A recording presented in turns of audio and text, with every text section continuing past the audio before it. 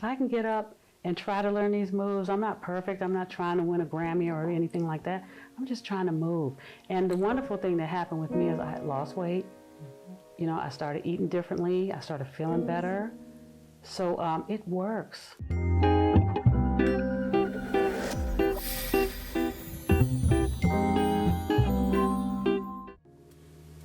Hello everyone, this is Susan Cooper, and I'm sitting next to my great friend, Dr. Chere Goode. She is the ambassador for the American Heart Association. Thank you so much for being here. Absolutely, so good to see you again. You too, and thank you for coming out. I really appreciate it. The overarching theme of the show is to put a spotlight on heart health. I was at the point in the show where I was looking for an ambassador, or I wanted to go to like the American Heart Association, or my husband plays guitar. His name is Stanley Cooper, and so I go with Stan to a gig, and I don't know anything about what it's for. I'm just there. I'm setting up, and I see a lot of red, and then I see people coming in wheelchairs and canes and whatever, and I find out that it's a heart event, a heart awareness event. And that's how I met Dr. Chere. She gave a wonderful presentation. So it was very good to meet you there. And I guess it was meant for me to be there at that time. So I'm so glad that I came. Divine connections, that's what I call it. Mm-hmm. You stepped up and you did the presentation about heart health. And I could not believe it. Eureka. I mean, that's exactly what I wanted for my show. And so after the show, I introduced myself, I told you about my mother, and that's how I met you. Yes. And then I shared with you about my dad, losing my dad at 59, and so young, from a heart attack in his sleep. And so we shared that likeness of now being predisposed to heart disease. Yeah. So now we have to make sure that we fight extra hard not to be statistics Absolutely. as well. So Stan gets in touch with a mutual friend of ours, and she says, yeah, I can get in touch with Dr. Chere. And I explained to her what I was doing, and I mean, we connected that up in like one afternoon. Absolutely. And as soon as I called you, you called me back, you remembered everything that I had said, and was so willing to be here to help me, and I appreciate that. And I love that you're incorporating music. Music is the universal language, so it resonates with anyone, all age, yes, all ages, all races, and so I had to say yes. So there's several ways that this can you kind of tell us a little bit about the many ways that our heart, these diseases? Yeah, absolutely. Stress is a big one. So if you're not managing your stress, that affects all of your body. And another thing you mentioned was the different age ranges that can be affected. So heart disease, cardiac events, strokes, they have no number on them. They have no age specifications. So it's important for all of us to know our numbers. So not only stress, but knowing your blood pressure, knowing your cholesterol levels, keeping a healthy weight, making sure you're eating nutritious foods that are going to last with you for a long time. I like to say, ditch the crap and eat the crow. So ditch those chemically refined, altered, processed foods that don't do our body any good, and then you want to eat the crow, that clean, raw, organic, whole foods that not only nurture your body, but they last for a long time, and you're not as hungry as you would be when you're just eating crap. So there are things that we can do to definitely nurture our bodies, to make sure that we are preventing ourselves from being a statistic to strokes and heart attacks. So is there, if you could name one thing that somebody could do to reduce, just one thing, like cut salt, what is the number one thing you could do to very quickly reduce your numbers and your possibility of having heart disease? Move something. So moving, exercise. Yes, staying active, making sure you're not stagnant. And over the last year, because of COVID, we all become couch potatoes, right? So now is the time to get up, get active, start moving. It gets your circulation going, gets your heart pumping. You get your brain function. Your brain function, everything. It feels good. It even helps your lung capacity when you're exercising. So when you talk about Heartitude, it actually aligns with the teachings of the American Heart and Stroke Association with their Simple 7. So there's 7 key ways that we can make sure that we are paying attention to ourselves totally to avoid and prevent heart attack and stroke. Okay, good. So some of them are like getting active. We already talked about moving, and you're displaying that with your tribute to Janet Jackson, so that's going to be amazing. Controlling your cholesterol, making sure you have healthy HDL and LDL cholesterols. We see those on our blood work, but a lot of times we don't know what they mean. Yeah. So having those honest conversations with our doctors so that they understand, so that you're able to understand and know, hey, what do I need to fix? If you don't know what it means, you don't know what to fix. Right. To be healthy. Absolutely. Another one is eating better. We talked about ditching that crap. Your diet is everything. And not saying that you can't have it at all. Right. Just reduce it. Exactly. And add more vegetables and add more, fruits and vegetables and eating more organic food. Yes. Have fried chicken once a month instead of every day or every week. And have meatless Mondays or meatless days once or twice in the week. That's going to help to reduce your cholesterol and also lower your sodium levels, because sodium takes us to the next step, your blood pressure. Yeah. You have to monitor your blood pressure. Blood pressure is a huge one when it comes to heart attack and stroke. And Dr. Goode, speaking of blood pressure, if there's these home blood pressure machines that people have, what are the numbers that should send them to see the doctor or send them to the emergency room? Well, they've lowered the numbers recently. It used to be 120/80 was a normal blood pressure. So now if your bottom number, the diastolic, is the number that we really pay attention to. Okay. So if it's greater than 90, or if it's 90 or greater, you definitely want to talk to your doctor, because you could be pre-hypertensive and you want to get a hold of it before it's too late, before you're now on blood pressure medication. So if you know your numbers are climbing slowly, go talk to your doctor, have that conversation. So the lowered number, if it's over 90, I need to talk to my doctor. Yeah. Now, you called it, say it again. Diastolic. Okay. So you have a What's that systolic. mean? The systolic is your top number. So that 120, that 130, 140. Everybody has their normal. Okay. So you have to know what your baseline or your normal blood pressure is on a normal day with no stress, what it really is all the time. Okay. And then that way you'll know when it's out of whack or abnormal. Okay. So then if it's climbing 130 over 90, you want to go see your doctor. 90 is actually the pivotal point where you definitely want to go see your doctor. And 130, is that the It depends on each threshold? person individually, but that bottom number especially. Okay. When your heart is at rest, what is that number? So if your bottom number was 90 and your top number is 145, should you? The bottom number would send me to the doctor. Okay, so if the bottom number is 90, Yes. I don't necessarily have to go because it's 90. Well, I would go at 90. Okay. I would definitely go at 90. But if you're at maybe at 80, 70, it's your bottom number, you're pretty good. It's about what your heart is doing when it's at rest. So if we're jumping up and down, we know our blood pressure is going to go up. Sure. But when you're resting and you're just sitting there and your bottom number, your diastolic number is high, then that shows that your heart is working too hard to try to get the blood through your body. And then one more question before you move on. With women my age, we have menopause symptoms. Yes. And one of the symptoms is heart palpitation. Yes. How do you know when your heart's palpitating? Is it menopause or how would you know that it's something beyond that that needs to be checked? Because some of these blood pressure machines do come with a heartbeat checker. Yes. And will tell you what zone you're in. Usually I'm hoping they, program both on the same machine. They're instrumental to each other. But how do you know the difference? Well, typically if you're having those heart palpitations, you may have other signs, like a cold sweat. You may have the nausea and vomiting accompanied with it. Those 2 signs or 3 signs together is going to let you know, hey, this is more than just heart palpitations. And then what do you normally do to get yourself through those heart palpitations? Do you normally do deep breathing exercises? If you're not able to do the things you normally do in order to get yourself through those heart palpitations, it's time to go get checked. Okay. Well, it sounds like go get checked. Go get checked. Don't try to self-analyze yourself. Just go. Don't wait. You don't have time to have a heart attack or stroke. Yeah. You have to go get checked, go to your doctor. And if nothing is wrong, then great. I had a cardiac event. I was going through a very stressful time and induced myself, which I didn't even know you could do this, but I let the stress get to such a magnitude that it induced an event for me. And it was electrical. Somehow I opened a valve and the electricity was circulating, which made my heart completely palpitate. over 150 beats.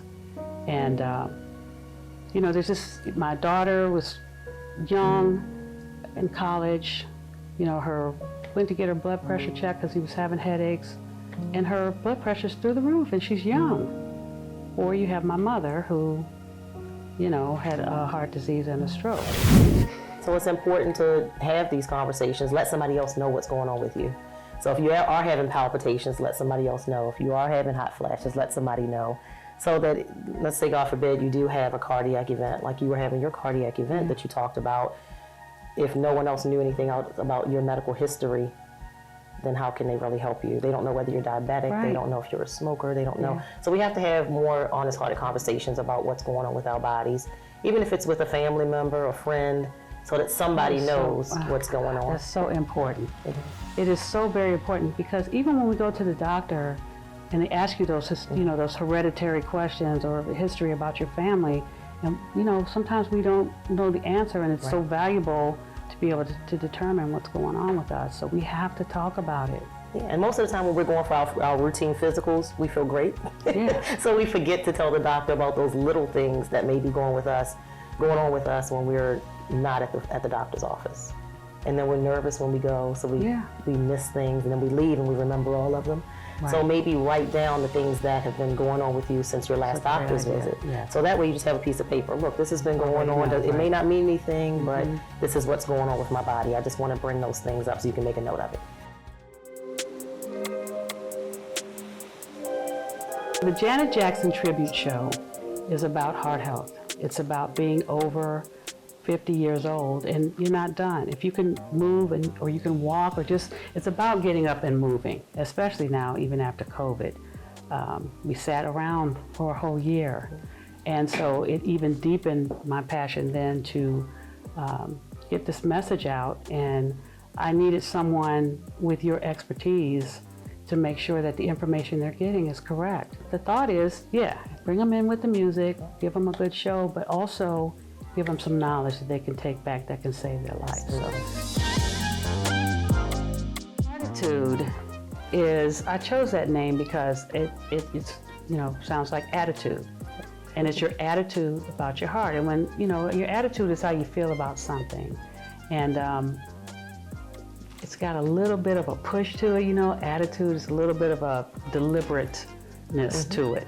And so I like heartitude because it's your attitude about your heart. And I'm trying to change or restart or rethink or revive or rejuvenate how we think about our heart. So what are some other things that they can do if they don't want to dance? What are some other things? If they don't want to dance, they can walk. I mean, we have to walk. Just be purposeful about your walking. So, you know, ladies especially, we love the mall. Yeah. So park a little further away. Yeah. You know, maybe just go walk on a treadmill. You can do that. Go to a track at a school if you need to be outside.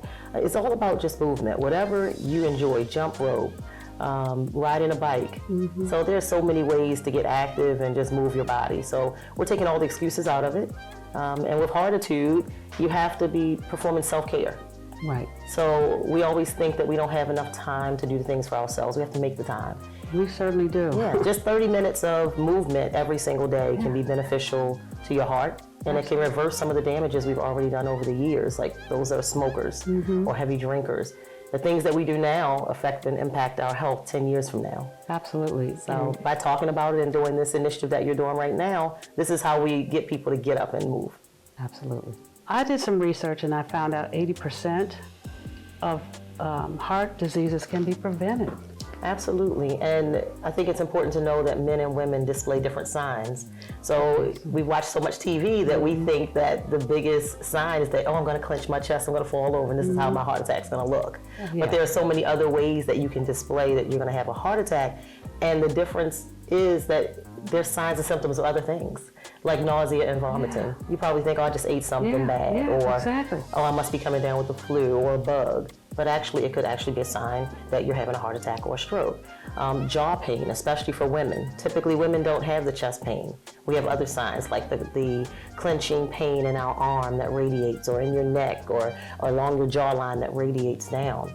Or you break out into a sweat. Another thing that it could look like something else, right? It could look like hot flashes. Exactly. So a lot of women ignore the signs. Men ignore the signs. We think we have time to have a heart attack instead of actually listening to our bodies and going and immediately getting checked out. And what's the worst case scenario? They say you're fine. You go home. You're good to go. Yeah, and how do we motivate people? Because I'm guilty. There's times when my arm might be a little numb, or I might have pain in my jaw, and you have to get these things checked out. You can't just, I guess there's no way to determine if it's just a passing. You may think, I'll just wait if it still feels that way in the morning, but then you may not have the morning. A lot of strokes happen while you're sleeping. Exactly. My dad died in his sleep from a heart attack. So it can happen at any time. Yeah. And I'm pretty sure that he had some sign that he probably ignored and said, and of course, sometimes they can build up. So sometimes people have mini strokes, and so they think, I've had this pain before, I'm going to ignore it. So if you're having anything that's abnormal, anything new, especially if it's lasting longer than just, maybe a minute or two, go get it checked out. It's definitely worth it. Yeah, I had my mother, when she passed away, was very shocking. And, but she, I don't really remember her being that, we try to get her to move. And that's why I'm doing this whole campaign, because you have to move.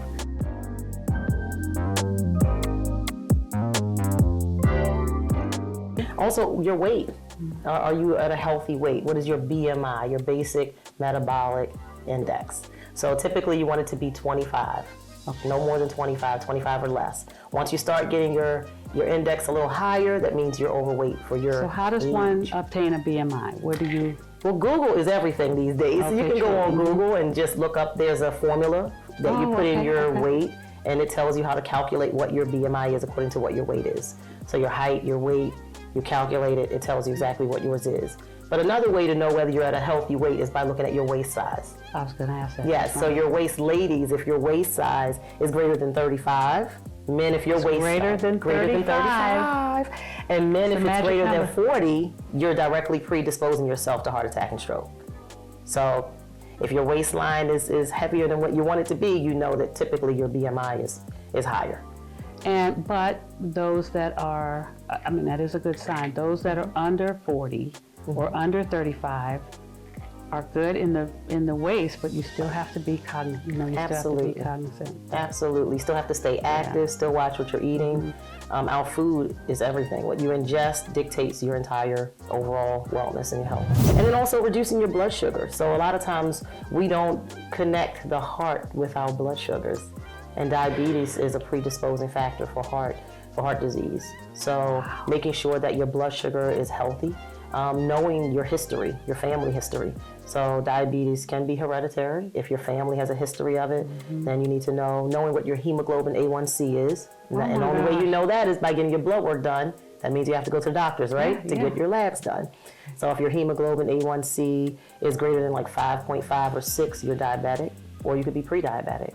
And that's important, especially for even the younger generation if you're in child-rearing ages, because now you need to know, are you going to be passing diabetes on to your young child, or will you have gestational diabetes? So it's good to know your medical history. It's good to get in the know, understand what your blood work says. Talk to a physician that you feel comfortable with. If you are not comfortable with your physician, it's time to get a different physician. It's time to change, absolutely. If they're not listening to you. Or if you feel you're in a assembly line, because I've had that. I've had doctors I feel like they're not really listening. They're not listening, questioning, or there's this concern now about how, I guess there's some patients that can tolerate pain. Yes. Like Black women, they think that we can tolerate pain more so than our counterparts, and we don't always get the medication, the diagnosis that we're entitled to for what we're coming in for. So definitely advocate for yourself. Yes, I was going to say, advocate for yourself. Don't allow them to, if something's wrong,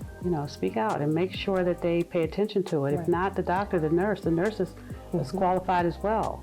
and she's there with the doctor each day. Yeah. So, and remember, this is your body. yeah, absolutely. And this is your health. And so don't go in with so much of a questioning attitude. Go in with I'm telling With you the what I demand, need. exactly. Yes, demand what you need for your health and for your body. So no, I need you to take care of this. You know? And if you can't, then I need to go get a second opinion or even a third opinion. So don't be afraid to take the time to do what's necessary for your body.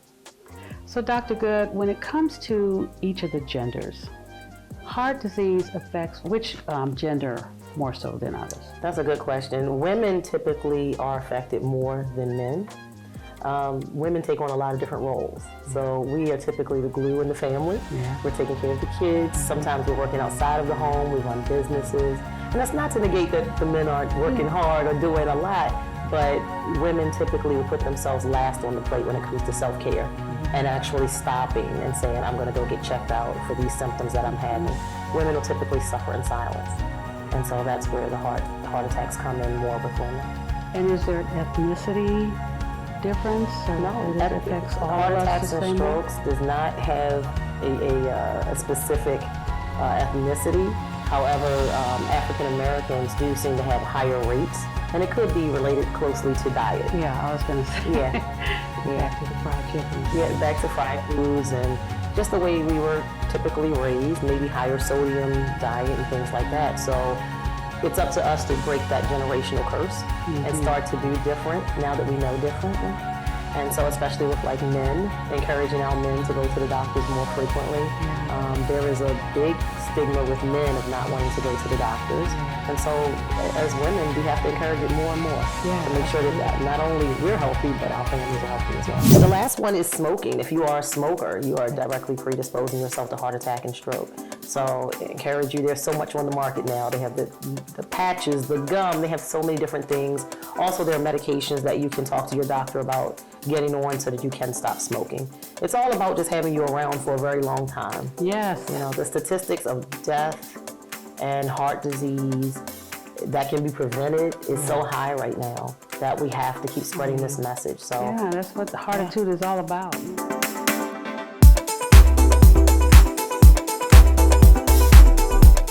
Health is the real wealth. yes. If you are healthy and you're strong and you know these principles as you get older, you know, we lose muscle. We have to build our muscle back up even more so than when we were younger. It all helps us with our longevity. We want to live and be as healthy as we can, because in the later years when you can't move around and you have having these medical conditions, you could have prevented that.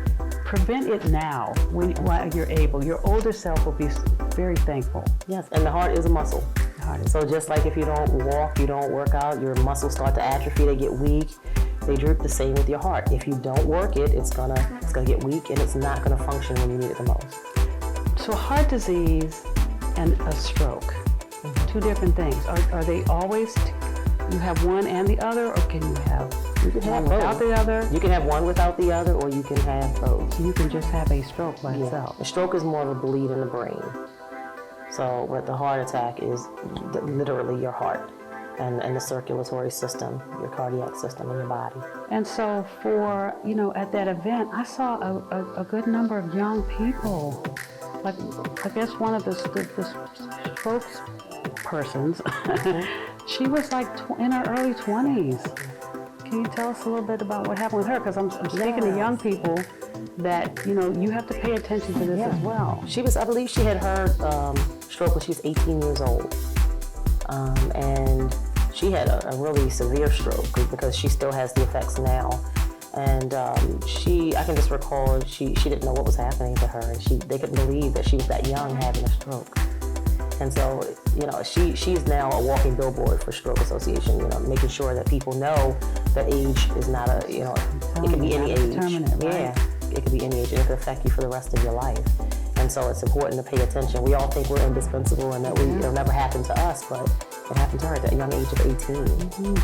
And like I said, my daughter, with her, but the good news is, the good news for her is she overcame that.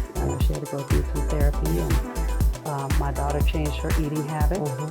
I changed my eating habits. I got more conscious about, so that's what Heartitude is about, and you've got to get the message out. And how do you get the message out? And get people to listen. So we get Janet Jackson. Everybody loves Janet. Yes. And, we get some great choreography. And that brings people out and gives them an opportunity to get these great messages and accurate information. And hopefully it will inspire them to, restart their own heartitude. It's never too late. Never too late to Never make too changes to have an impact on your health. And it could be just walking, dancing, riding a bike. Understand riding a bike is easier on your joints. Yeah. What other things can they do? But walking, just as long as you're moving and you're increasing your heart rate. Yeah, and So whatever it is, jump roping, whatever you like to do. I've challenged myself sometimes when I go to the grocery store to take the cart back, not leave it there, to walk, these little devices we have that count your steps maybe, will help you maybe set a goal for yourself. 3,000 steps a day, 5,000 steps a day. Just get up and move. It reminds you to move, And now we live in a virtual world, so you can easily just turn on some exercise shows and work out along with the person on the television now. So we're taking all the excuses out. There's no reason why we aren't moving and staying active. We have too much information now. And with this Heartitude project that you're doing and your tribute to Janet Jackson, it's definitely going to impact some lives. Dr. Chere, thank you so much for being here. So that everyone has access to what you just told us, where can they go to get this information? They can go to mylifecheck.org, or they can just Google the American Heart and Stroke Association, and there's plenty of information there. You can even print it out and have it handy in your home. So they've provided a lot of information that you can just have right at your hand, especially if you are diagnosed with heart disease or you've had a stroke. It tells you ways that you can prevent future strokes and heart disease as well. So thank you so much for being here. I welcome. appreciate you. There you have it. No excuses. Change your heartitude about your heart. Good health is the wealth now. if you suspect that someone is having a heart attack or stroke, call 911 immediately. Remember to act fast. Some of the signs for stroke are facial drooping, arm weakness, slurred speech, and the T in fast is time to call 911. It has no age requirement. It could happen to you. Don't be a statistic. Act fast.